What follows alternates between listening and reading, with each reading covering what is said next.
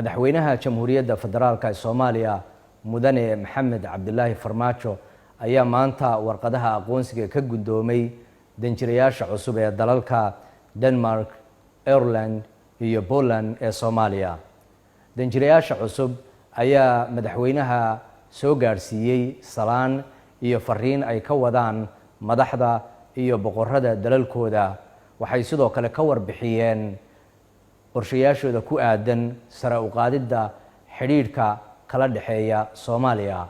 Waxayna ka mahad celiyeen soo dhaweynta diiran ee dowladda federaalka iyo shacabka Soomaaliyeed ba ay u muujiyeen.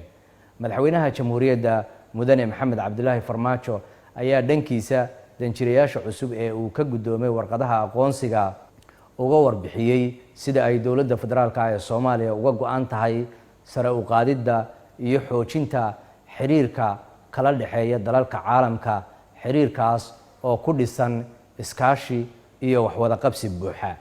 Ugu dambeynna madaxweynaha Jamhuuriyaddu waxa uu ugu hambaliyeeyay danjirayaasha cusub mas'uuliyadahan loo magacaabay. Waxa uu sidoo kale u sheegay inay soo dhaweyn diiran kala kulmi doonaan shacabka Soomaaliyeed.